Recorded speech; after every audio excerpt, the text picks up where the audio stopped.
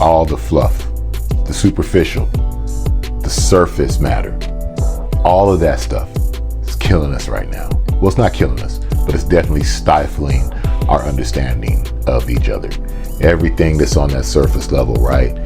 What's being pushed is emotional content, and what's being received is emotional, and what's being reacted to is emotional on the surface. We don't have time. We're slaves to the algorithm. But we need to take time to understand. See something, say something. Well, make sure what you're seeing is correct and what you're saying is correct. I recently found a quote from Joni Mitchell that I think very helps explain what's going on, kind of puts into words the things I've been thinking that you've heard echoed in other places, along with two incidences in kind of popular culture that I think if people had really stepped back and understood what was being said, things might go a little differently. If you'll so indulge, let's talk about it. Yeah, so we're talking about the surface stuff, the surface understanding, the surface reaction, the emotional content that sees to lead everything that we do today. And that's not by accident. Like, there's studies on this. Like, these algorithms are pushing that which is an emotional and stressing and anxiety causing and separating for a reason, because we react to it. We move faster. We react to it and we go with it, and it's been pushed that we should go that way. And I believe we should not go that way. I think we need to take more time in reacting to things that we see. I found this quote while, searching through Substack the other day, scrolling, and I found this quote by Poetic Outlaws by Joni Mitchell.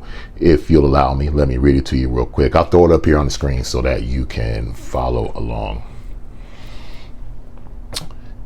Joni Mitchell, quote, "Everybody has a superficial side and a deep side, but this culture doesn't place much value on depth. We don't have shamans or soothsayers, and depth isn't encouraged or understood. Surrounded by this shallow, glossy society, we develop a shallow side too, and we become attracted to fluff. That's reflected in the fact that this culture sets up an addiction to romance based on insecurity. The uncertainty of whether or not you're truly united with the object of your obsession is the rush people get hooked on," unquote. Joni Mitchell. So as Joni talks about, it's the superficial that's pushed. It's the fluff that's rewarded. It is the fluff and the superficial that goes viral, right? The virality equals attention. Attention equals money. Attention also equals data. And data is the currency of today. And I think it really hurts us to be so superficial and not take time to understand things. But again, the algorithms have been training us to do this. And now what we're doing is we're feeding that back into all of these various language learning models. Doesn't matter which one you use, they're all for the same goal. You can feel good for whatever reason about using one today and not one yesterday, but they're all serving the same goal. They're scraping our humanity to put into an algorithm to feed back to us. That's a conversation for another day. But the thing that Joni Mitchell was talking about, the fluff, the superficial, right? How to quote, "Everybody has a superficial side and a deep side, but this culture doesn't place much value on the depth. The value is on the quick. The value is on the identity. The value is on the victimhood. The value is on the emotional content. And it's not to think and have accountability for yourself and to really function fully as a human being, to not have to react to every situation, or to see how maybe a quick reaction spurs a horrible reaction and ultimate reaction and other action," I'm mumbling my words, "down the side, down the road." So we need to take more time to think about things. Again, surrounded by this shallow, glossy society, we develop a shallow side too and become attracted to the fluff, because the fluff is easy. The fluff is easy to digest. The fluff is easy to just move to the next piece of fluff. It doesn't require you to really sit down and deal with yourself, which is the hardest thing for most of us to do. It doesn't require you to sit down and look at a story and realize that maybe there are no good guys. It doesn't allow you to sit down and reflect that people maybe you've been proud of, or heroes that you've propped up for 20, 30, 40, 50, 60 years are not the heroes you thought they were. Or maybe they are, but they're human as well. And that's the part we're missing, is the human condition. We're all human. And what happens is, when we quickly jump to raising heroes to a certain status, we make them holier than thou and think that they can't be like us and we can't be like them. Again, another conversation for another day, but it is part of the fluff. You raise up any critical ideas, any critical thinking, any critical critiques, and you're shunned, right? That's the thing about today. If you are really critical in a very even-handed and objective way, you are considered to be not part of any party. You are a party pooper for everybody, because you want to stop and think and not buy everybody's madness just off the top, wholesale.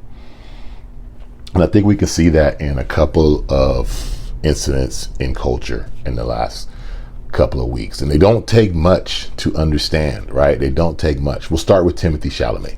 Timothee Chalamet, star of Wonka, the Dune series. Dune 3 is getting ready to come out, Marty Supreme. And during the run-up, I think he won the Golden Globe for Marty Supreme. And then on the run-up to the Oscars, amongst many other pop culture conversations, he's doing a sit-down with Matthew McConaughey, and the question, somehow the subject of ballet, theater, opera comes up, and he says he doesn't want to go chase down and be a part of opera or ballet that nobody cares about, and who's going to take care of it and who's going to fund it. And he immediately replies with, look, like, I know I just made ballet and opera people mad. And I think he underwent something that was really weird as far as a public backlash, right? I do understand it. If maybe you were part of ballet or opera or theater, you might not like that he said he didn't want to take part of it. But obviously, the actor at his level, he's already been part of it, and what he said was true. If you work in the performing arts, if you work in theater, if you work in dance, you know there is a problem with revenue. It's been a problem with revenue since before the pandemic. It's exasperated after the pandemic. If you visit my other channel, ticketingtech.substack.com, ticketing_tech, you will see I've done stories about how, when it comes to ticket sales, performing arts centers, theater, dance, they're lagging, they're hurting. And I have to be honest with you, if I was doing blockbuster movies and in the running for, Golden Globes and Oscars, and I probably already been down that road, and I'm a young man and I'm gonna keep going for what's profitable, I probably don't want to dive back into the arts industry. And there are a lot of people who are in the arts industry right now trying to transfer out for that very reason. It was a weird backlash to see, because it's not like it's something that wasn't on the table. You can go from the New York Times to American Theater Magazine to every other periodical, podcasts, think tanks, like everyone's talking about town halls. People have been talking about this problem with funding theater and the performing arts. Look at the Metropolitan Opera, in deep trouble, first swindled by a con man for millions of dollars of donations that were not true, and then having to rely on a contract with the Riyadh Opera House and taking the Saudi Arabia money. So yeah, money's a problem in the arts. I don't think there's anything wrong. If that was my son, if my son was in that position, and I would probably give him the same advice. Son, here, keep chasing what you're doing. You like doing the movies, you like making the money, keep going to do that. There's no need for you to go back to the stage. And if he thought, with that, I don't want to go back to the stage because I don't think there's anything there for me and it's not lucrative with the money I want to make, what's wrong with that? But that's because maybe people in the arts heard that and didn't like that statement, but it's a reality. Or if you don't really know anything about the funding situation with the arts and nonprofits, you would just be offended for the sake of being offended because you were supposed to be offended. But that's surface thinking. You don't know what's going on in the industry. You don't know what he's seeing. There's a reason why he said that. LaRussell. I don't even really listen to LaRussell. Not because I don't like him. He's just never been a person who just fell on my radar to listen to. I listen to a lot of music across a lot of genres. But I did see him talking. I did see a clip of him in a song that he released that his producer told him not to release because he used the terms that Donald Trump or whoever else was heaven sent, and people got mad at him. But again, if you don't believe in God, that shouldn't matter. That should have just been babbling to you. And if you do read scripture on that level, then you would understand what he was saying, because Many verses in the Bible, you're going to find that God has created everything and sent everybody and sent those who were at war and sent God creates everything. And if you believe God is in heaven and God created everything, well then he is the author from start to finish, and there's not one thing that didn't happen that God didn't predestine to happen, well then God sent Donald Trump, or God sent whoever else you didn't like, that LaRussell said.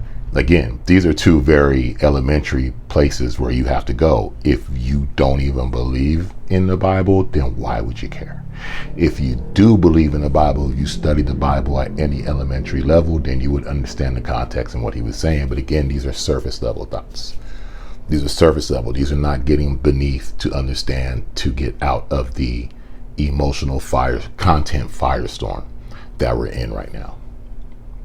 And so my thing that I do every day is I try not to dwell on the surface level thinking that we are all susceptible to, that we can all do. I don't say I don't always do it. I get caught up, but I try to make it a practice to not. I try to make it a practice not to just speak on something as soon as it happens, because there are always extenuating circumstances. There's always something that's below the headline, that's below the emotional boiling point, that's below the average content level, and you have to be able to dig into that.